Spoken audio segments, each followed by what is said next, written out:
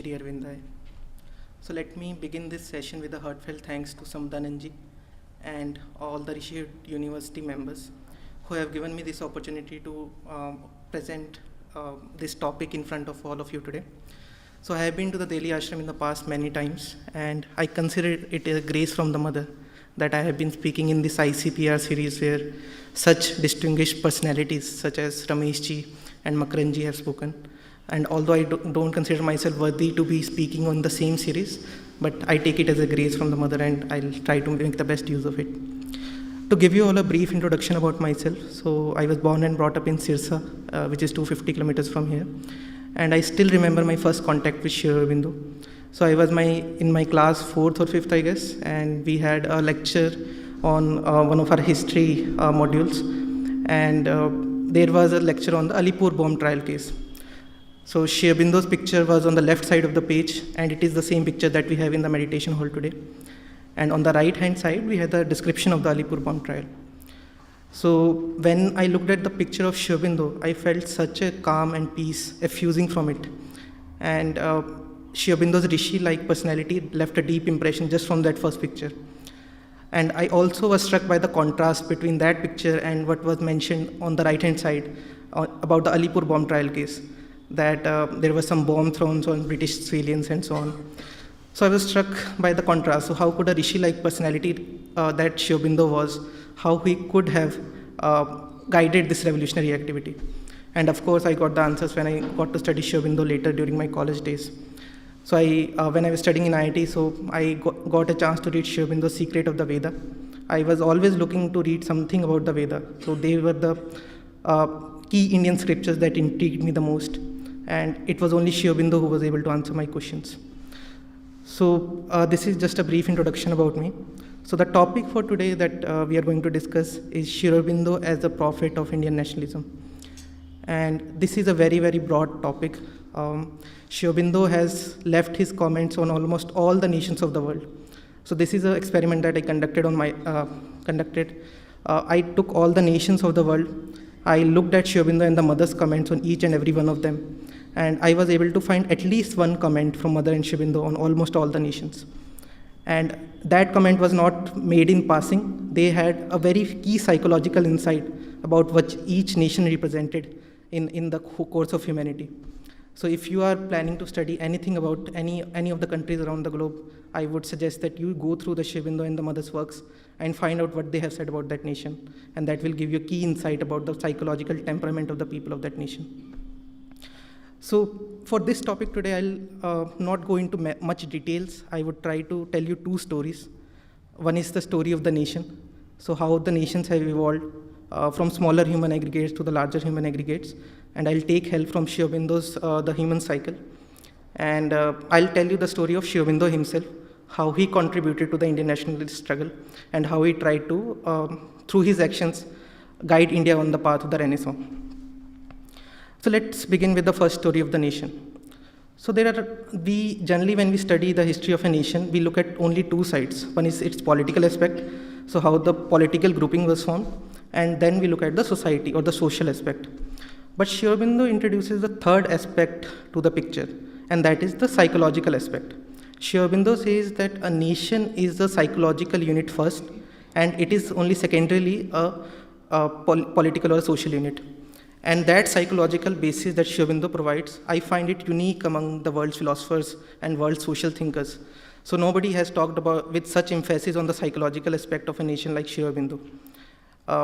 If you look at the definition that Sri Aurobindo provides of a nation, so Sri Aurobindo describes a nation as a spiritual being which evolves a mental, vital, and physical personality for the evolutionary purpose.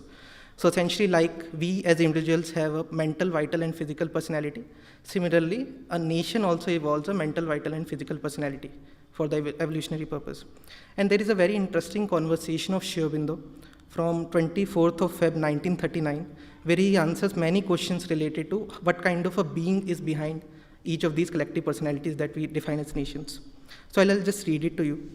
So the disciple asked Sri Aurobindo, "Do the nations have a soul?" And Sri Aurobindo answers, "Yes, you can speak of it as a collective or national being or entity, but it is not in evolution, it is not subject to the law of karma. So essentially what Sri Aurobindo is saying that each national being is a typal being, like the gods that we have. When Mother was asked about what kind of a being is Mother India, she mentioned that she is of the same level of being as Shiva. So essentially she is a goddess, right? So she is not in evolution, she is not subject to the law of karma, but she is a spiritual being that has descended for a particular purpose. Then the disciple asks, can it be said that the law governing it is supra-rational? And Sri Aurobindo answers, yes, each collective being is a projection of the cosmic spirit for a particular purpose. You can speak of it as a particular Shakti. So essentially each collective being that has descended onto the earth, it is for a particular purpose of the cosmic will. Then disciple asks, how does the collective being or Shakti work? Sri Aurobindo says, it identifies itself with a particular form, here of a group of individuals. There is a mutual action. It acts on the individual, and the individual acts on it by manifesting it. So essentially, Mother India acts on us through her own power, right? So she is trying to reincarnate the spiritual force in the world, and she is acting on the individuals like us. And we also help her by manifesting her force in the world. So there is always a mutual action between these two aspects. Then the disciple asks, suppose this collective entity is dissolved from life. So we have in the past many examples where these collective entities have perished due to one reason or the other. We read about it in the Bible that there are so many nations that have perished from the face of the earth. So what happens to the collective being behind them? Sri Aurobindo says, when the physical form of the collectivity is dissolved here, the collective being withdraws into the origin. So essentially it withdraws into the original cosmic spirit. And the disciple says, can a collective being after such a dissolution take another group for manifesting itself? Essentially, if there is a reincarnation of these kind of spiritual beings. Sri Aurobindo says, we have as yet no proof of it. So Sri Aurobindo denies that there is such kind of reincarnation. So essentially, this gives you an idea of what kind of collective being, what kind of spiritual entity is behind each nation. Now, but if you look at the evolution of a nation, we see on the outer personality that there is a smaller aggregate that evolves into a larger aggregate. So what is the smallest human aggregate we can think of? It is the family unit, right? So the family unit evolves into the tribe, then to the city-state, then to the regional state, then to the empire or the nation, and finally there is the world unity. So the question naturally arises, why is there a movement towards this larger unity? Why do smaller aggregates tend to move towards larger aggregates? And Sri Aurobindo discusses this problem in a series of essays in the human cycle, and he particularly mentions that humanity's most creative periods were those in which it lived in independent centers.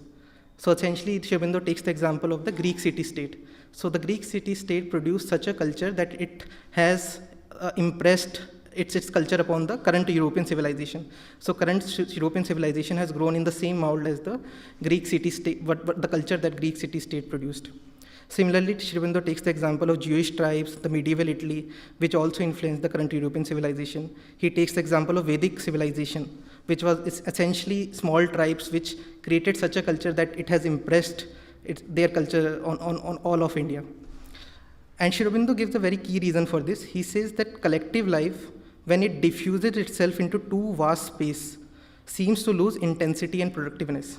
So essentially, if you want to maintain an intense creative output, you have to have an intense life, intense united life. And if you diffuse the life in too vast a space, then it will lose its intensity. But there was a defect in all of these small aggregates like city-states. And Sri Aurobindo says that was their defenselessness against the outer barbarism. So essentially, each of these city-states had produced a remarkable culture. But what happened was they were surrounded by this surrounding barbarism, which was always on the attack, right? So they wanted to capture this culture and the fruits of this culture. So essentially, it was imperative for these city-states to grow and to acquire larger population for their own defense. And that is why they grew into these larger aggregates. But this movement to larger aggregates, as we see, is not always very easy, right? So there is always a conflict of interest. To give you an example, I would say that if a soldier dies for his country, right, that is there is a conflict of interest involved here, because the family would not want the soldier to die, but the nation wants the soldier to die for its sake. So there is a conflict of interest always when we move from smaller aggregates to larger aggregates. And Sri Aurobindo says that if the smaller aggregates were dissolved every time the larger aggregate was formed, then this conflict would not have been there. But this conflict is there because nature wants a diverse unity. Nature doesn't want a uniform unity. Nature doesn't want only an Indian to exist. Nature wants the family unit to exist, the regional unit to exist, and then India to exist. So basically, this is the reason that we see a lot of tendencies today that the family unit should be dissolved or the regional unit should be dissolved. But Sri Aurobindo says that is not the way of the nature. Nature wants a diverse unity. Sri Aurobindo gives the example of India and says that India has the most disparate elements in it. So we have the family, we have the caste, we have the regional state, we have the linguistic unit, we have the religious community. So there are so many subnations or subgroupings in India. But India was able to create a unique political structure that represented all these classes and was able to allow the diversity to thrive without breaking its unity. And that was the Indian political genius. But that genius was not manifest in the actual political unity. So essentially, India was not able to create a political unity. India was able to create a civilizational and spiritual unity.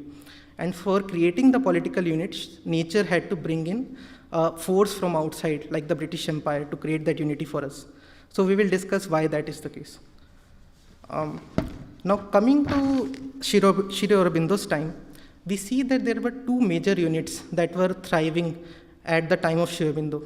They were the empire and the nation. And Sri Aurobindo brings a very key insight that the empire unit is artificial while nation unit is real. So nation unit is the real unity while empire is the artificial unity. And he gives a very compelling reason why that is the case. So he writes, when an empire like Austria, which is a non-national empire, is broken to pieces, it perishes for good. So there is no innate tendency to recover the outward unity because there is no real inner oneness. But if a national unity is broken up, it will always preserve a tendency to recover.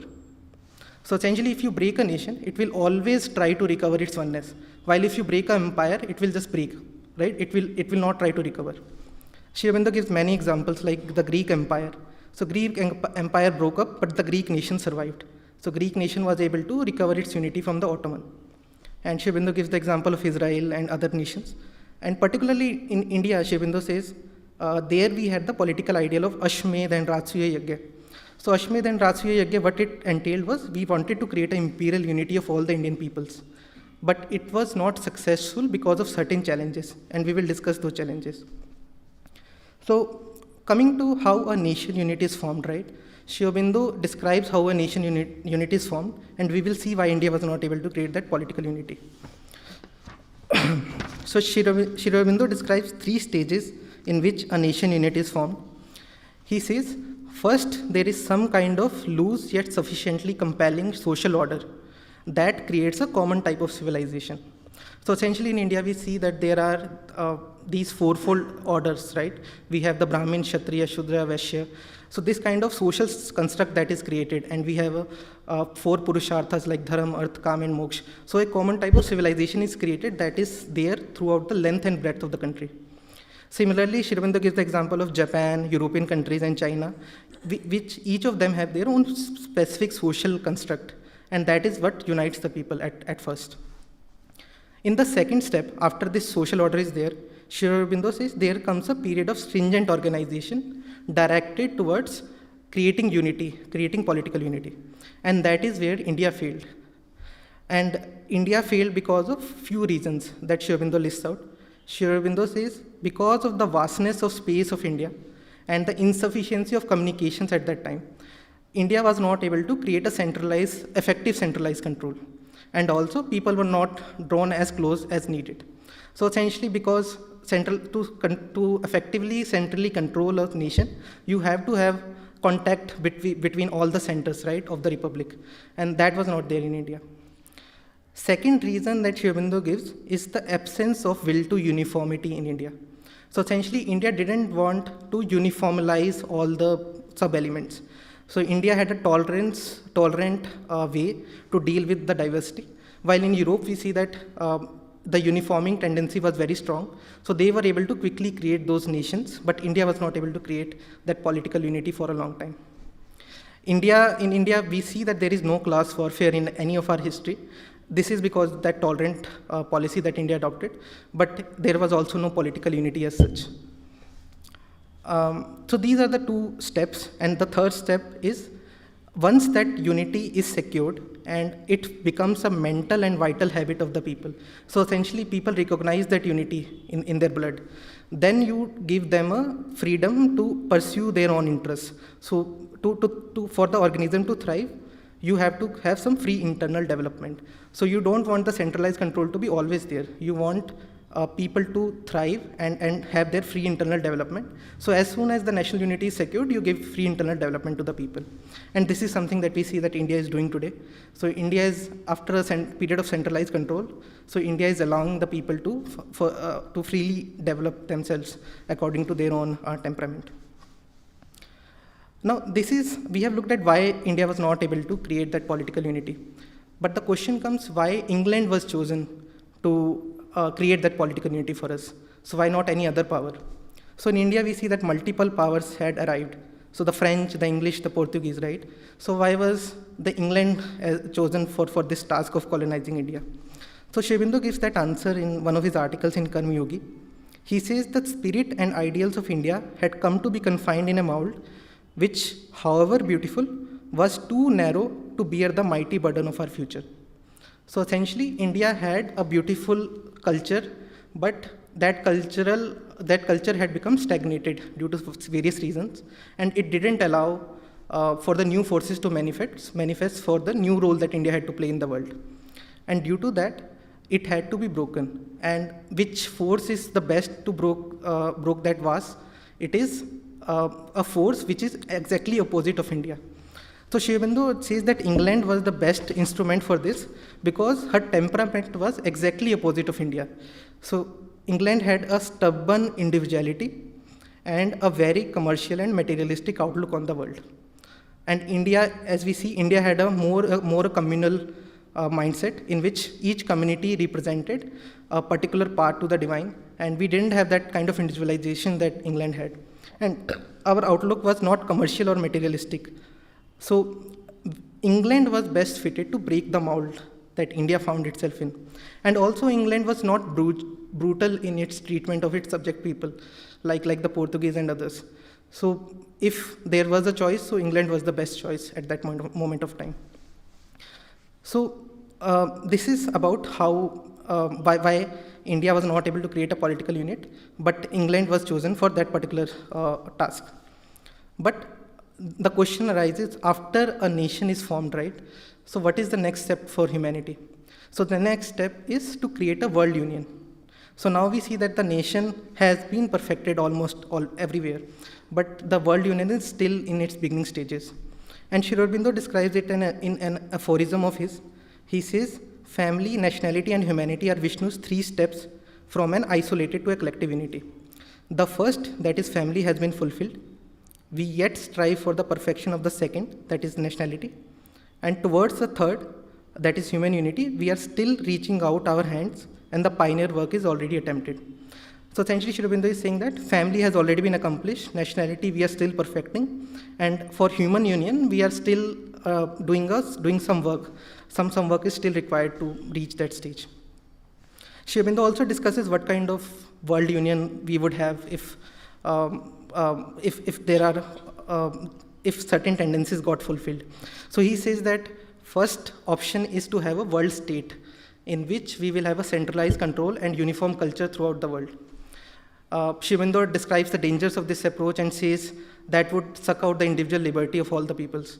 And he mentions so many dangers of it, and he doesn't prefer that option. He prefers the second option, which is a federation of free nationalities in which all nations would have an equal status and equal say in the matters of the world.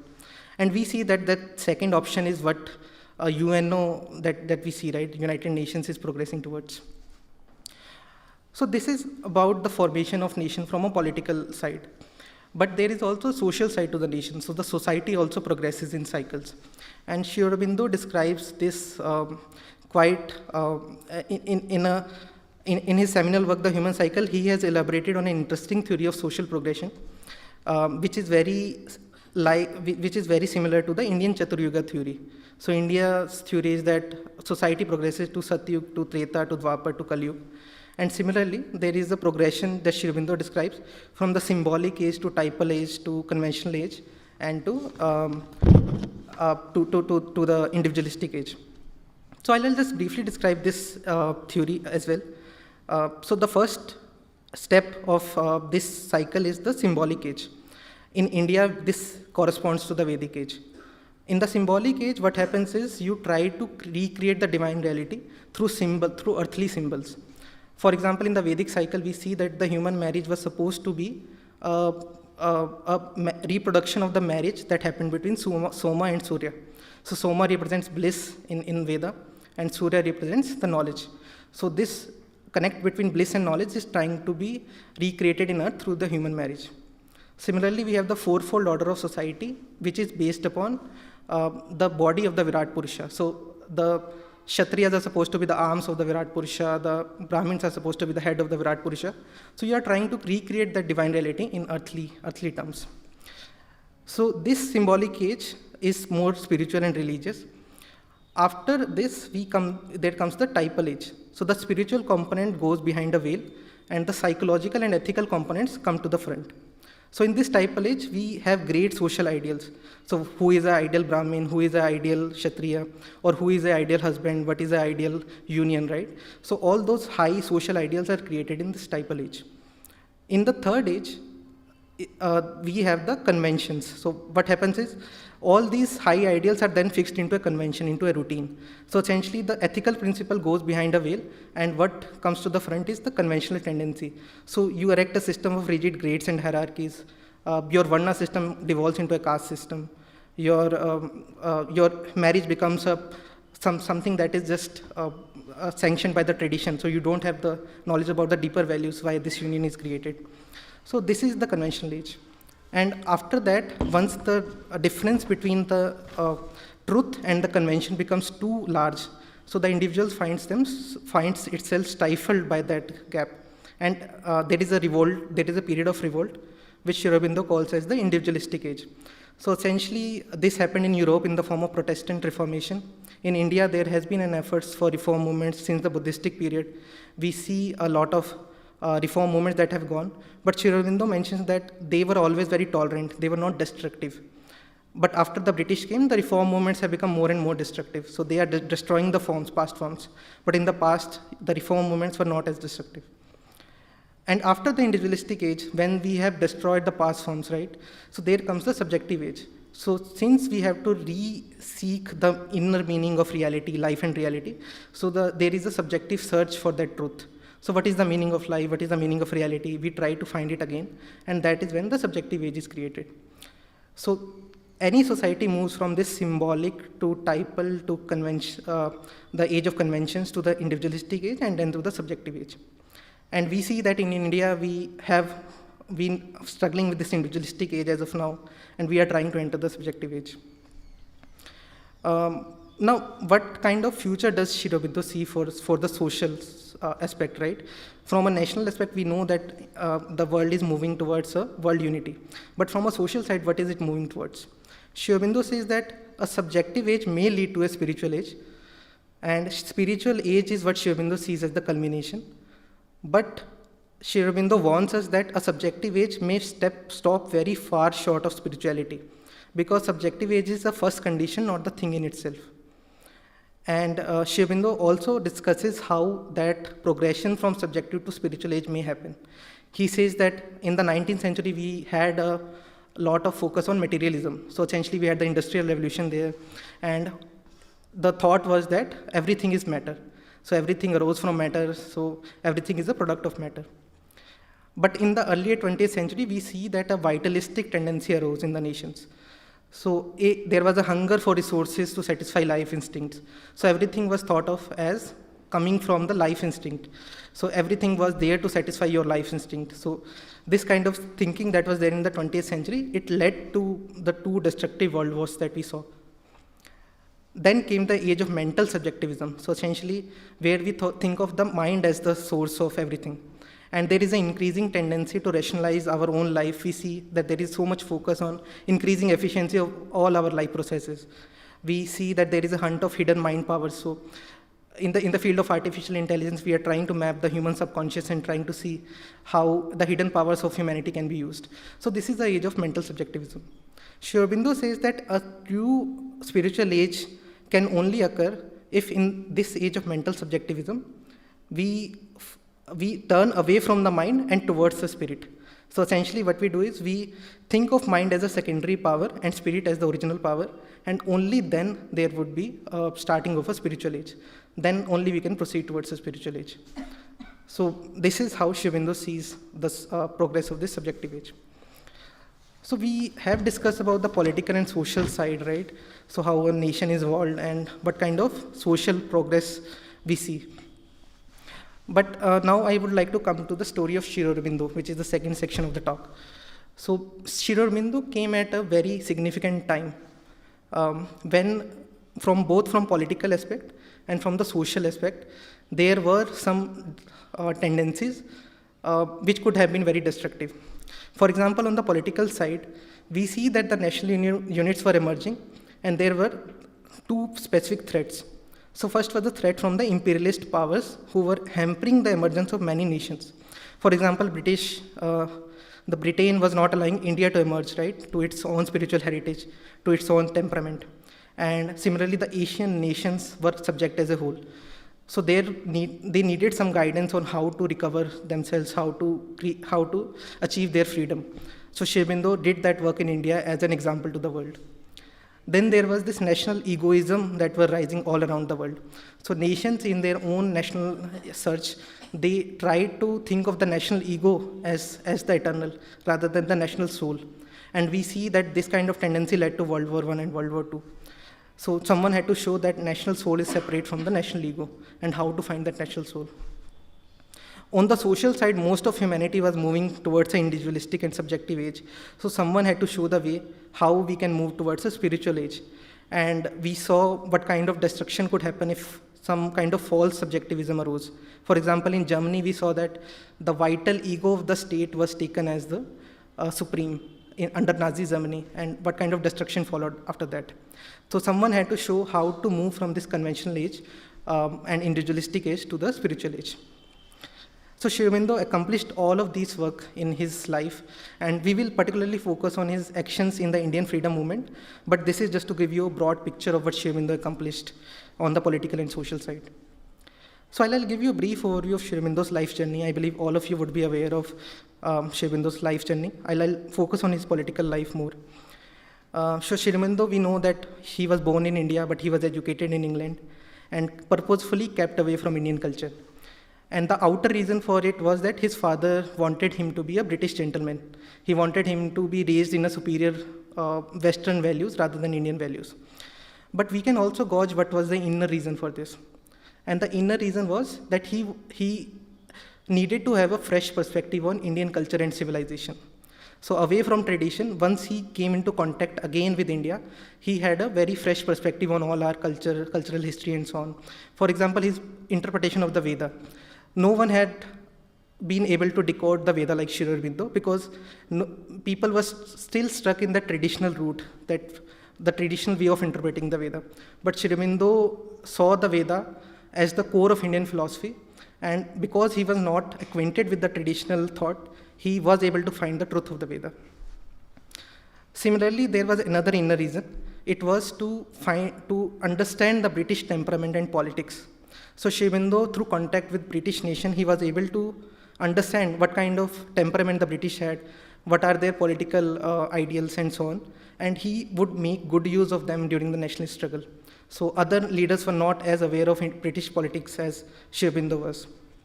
So once Sri Aurobindo came back to Baroda, and we know that he purposefully failed the ICS test, he started writing articles for his friend's journal called Indu Prakash. He criticized the weakness of the Indian political mind. He criticized the then National Congress, which was formed just 8 years back. And he was told to stop writing because these articles created such an uproar in the nation. I think it was M.G. Ranade who asked Sri Aurobindo to stop writing in that journal. So Sri Aurobindo stopped writing for a while, but he started familiarizing himself with Indian culture more. So he learned Sanskrit, he learned Bangla, he studied Bankim Chandra Chatterjee, he studied Madhusudan Dutt, he translated Indian epics into English, and so on.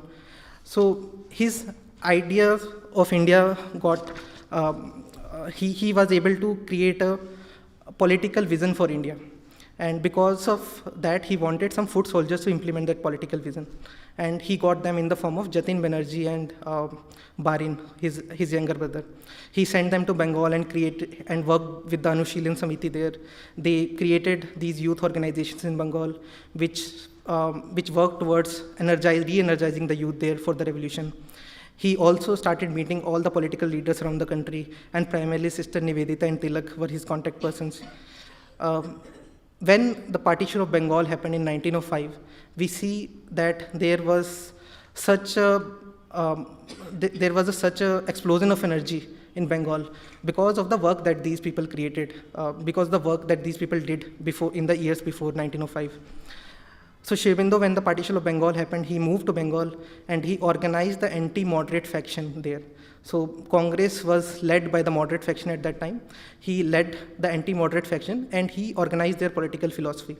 So he introduced a fourfold program to their philosophy, which was Swaraj, national education, Swadeshi, and boycott.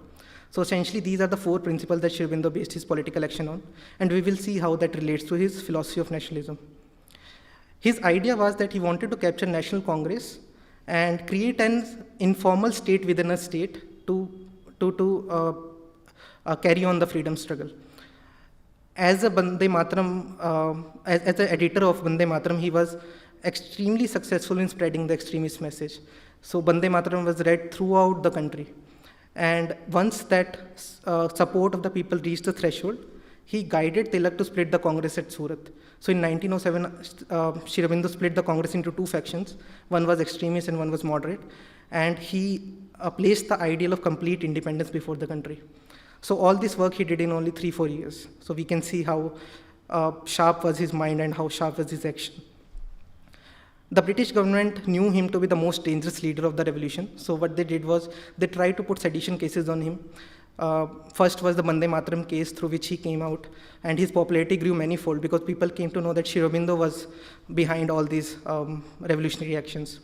But later he was arrested in the Alipur bomb trial case, and he had some transformative experiences in the jail that we know about. Once he came out of the jail, he observed that there was a loss of vitality in the nation. So he started journals like Karmyogin and Dhamma, and government again knew that Sri Aurobindo would cause trouble to them, so they tried to put again sedition cases, and eventually Sri Aurobindo left Calcutta for Chandranagore and later Pondicherry when he received a divine adesh to do so. So in short, this is a quick summary of Sri Aurobindo's political life. But when we talk about Sri Aurobindo's action to rejuvenate India, so we have to understand it from a perspective of his idea of nationalism. So Sri Aurobindo saw a nation as we earlier saw, as formed of a spiritual, mental, vital, and physical body, right?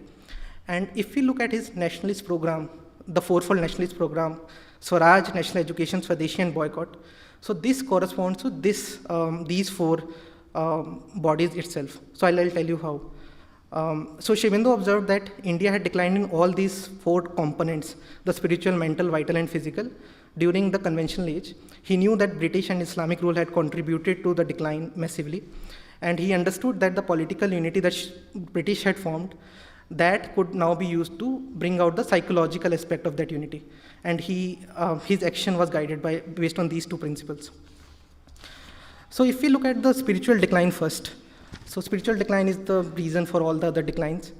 We know the reason of spiritual decline of India, so Sri Aurobindo has stressed that point many times in his works. He said that India divorced spirituality from life under the influence of Mayavad and Buddhism. And that was the reason that India declined during the conventional age. And the zeal for life in India was exiled. India people didn't do any adventurous work. Their life moved in very small circles of family and caste. So this was the effect of Mayavad. So to counteract this, Sri Aurobindo started developing his own life-affirming spirituality. He gave a spiritual foundation to nationalism. So what he did was he used universal Indian motifs, like he called Mother India as a goddess. He revealed Vande Mataram to a mantra. So these are universal Indian motifs that every common Indian would understand, and he brought them together through these universal motifs. And he also, through his fourfold program that we talked about, he placed the ideal of Swaraj. And he said that inner Swaraj would lead to outer Swaraj. Inner Swaraj means that our own national self, we had to first place it in our inner being. And after that, it would manifest in the liberation of the nation. So Sri Aurobindo had a lot of focus on this, countering the spiritual decline, and he used these methods to counter it. From a mental point of view, Sri Aurobindo had noticed that in India there reigned something called as thought phobia. So Sri Aurobindo says that because of this thought phobia, the normal people are unable to think and decide for themselves. So they always refer to some shastra or say some authority. They don't want to think for themselves. And Sri Aurobindo says that this was made, this occurred in India because of primarily the British education system. Sri Aurobindo was himself a professor in Baroda, we know that, and he had observed what kind of education was being provided to the children there. He mentioned it in a simple line. He's mentioned that the mechanical instruction and rote learning spoiled the intellectual habits of the brilliant and supple Indian intelligence. So essentially, mechanical instruction and rote learning. So we see that that system is still there in our schools. Spoiled the intellectual habits of our country, and because of that, people were unable to think for themselves. So to counteract this, Sri Aurobindo made national education a key part of his fourfold program. He emphasized on an Indian education that was meant for Indians, based on the Indian temperament. He has written a series of essays titled The Brain of India, in which he mentioned the main psychological principles that made India such an intellectual power in the past. What were the main psychological principles behind that? And he mentions brahmacharya and so on, which made Indians such an intellectual power in the past. Also under his inspiration, new colleges and schools were opened in Bengal. And even though there was such a financial hardship at that point of time, but people worked in them and trained future leaders in those schools. Now coming to the vital and physical decline. So Sri Aurobindo observed that Indian society was submerged in tamas or inertia. So if you read any topic, any article from Sri Aurobindo in Vande Mataram or Karma Yogi, you will see that his main point has always been that Indian society has to come out of its tamas. So any Rajasic activity or any Sattvic activity would do, but India has to come out of tamas. And Sri Aurobindo observed that Indians had acquired bourgeoisie habits due to British policies. So bourgeoisie habits, what do we mean by that? That Indians are in love with their comfort, so they are not ready to sacrifice for the nation. But in the past, Sri Aurobindo mentioned that Indians had the example of Harishchandra, Dhruva, Prahlad, who went through enormous sufferings but didn't abandon their dharma. But now Indians are not able to sacrifice even their smallest comforts for the nation. And he said that that was a creation of the British education and policies. Also, Sri Aurobindo noticed that this inertia manifested in the economic decline of India. So India was a world economic superpower before the British came. India, I think, created around 25% of the world GDP at one point of time, but it reduced to around 1.7 or 2% of GDP after the British came. So this kind of decline Sri Aurobindo had to counter. And first of all, for the economic decline, he had two programs. One is Swadeshi and another is boycott. So Swadeshi means that you have to encourage Indian industry, while boycott means you have to minimize the influence of the British industry. And Sri Aurobindo had a very keen understanding of Indian industries. He mentioned the issues faced by agriculture, by glass, by textiles industry, by arts and crafts industry in one of his speeches that he wrote for Maharaja of Baroda. And if you read that essay, you will come to understand how detailed Sri Aurobindo's understanding was of Indian nation and what we need to do to revive the industry. And to counter the bourgeoisie habits, Sri Aurobindo had already, as we know, sent Barin and Jatin to Bengal, and he was organizing the revolution there. So he had, these organizations generally met in gymnasiums or akhadas. So essentially their physical culture training was provided to these youths, and they would meet there and discuss about lives of great people like Mazzini and Garibaldi, who led the Italian Revolution, and about Swami Vivekananda, or they read about Bhagavad Gita and discussed amongst themselves how they can manifest the philosophy of Bhagavad Gita in their life. So these kinds of actions Sri Aurobindo tried to re-energize India. So this is just a brief overview of Sri Aurobindo's action overall in the national movement. We know that later leaders like Annie Besant, like Gandhiji, took Sri Aurobindo's fourfold program. They also introduced the same components like Swadeshi, boycott, Swaraj into their own actions, but they introduced some key distortions as well to Sri Aurobindo's ideas, due to which India was not able to progress. And that is actually a whole other topic, and that is a very fascinating topic because Sri Aurobindo has himself commented on how they distorted his ideas, and because of which India was not able to progress. But I won't be able to cover them here because of the brevity of time. So I'll just try to end this discussion today with invocation from Mother that she made on 15th August 1947, and that displays the essence of Indian nationalism, because Sri Aurobindo always mentioned that India was not rising for herself but for the mankind. So I'll just read that invocation and I'll open the floor for any questions. So the Mother says in her invocation, "Our Mother, O soul of India, Mother who has never forsaken thy children even in the days of darkest depression, even when they turned away from thy voice, served other masters and denied thee. Now when they have arisen and the light is on thy face in this dawn of thy liberation, in this great hour we salute thee. Guide us so that the horizon of freedom opening before us may be also a horizon of true greatness and of thy true life in the community of the nations. Guide us so that we may be always on the side of the great ideals and show to men thy true visage as a leader of the ways of the Spirit and a friend and helper of all the peoples." So with this, I'll just open the floor for any questions.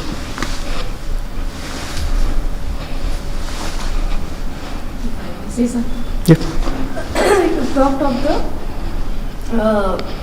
the national unity, how the nations, smaller units, they get together, and the nations have been formed.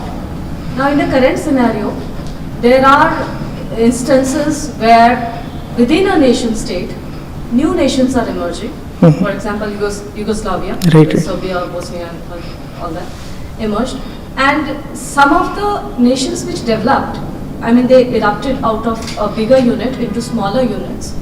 They have done well for themselves, whereas the others, the others which came up at the same time, they have not done well for themselves. So in the light of Sri Aurobindo's yoga, how can one perceive that? Right. So I think we have to understand one thing, right? So the national boundaries that have been defined in the world as of now, so they may not agree currently with the actual national boundary that should exist. So the national grouping may be different. For example, in the Middle East, we see that all the nations that have been created, so they are not exactly national unities. So they have been carved out by the British colonial idea of how a nation should look like in that space. For example, in Africa, we see that nations have been created through a sort of zigzag movement, right? On the map, if you create a line here and a line there, and if a river is passing here and a river is passing there, so they have created nations like that. So they are not true national unities. If a national unity is there, like I've mentioned, so it would always recover its oneness. And if there is no national unity, then it would break up, right? It would break up into the true national unity. So in case of Yugoslavia, for example, if it broke up into different nations, so the reason is that there was no true national unity between them. And a national unity has always a tendency to recover its oneness. So I think that may help answer your question.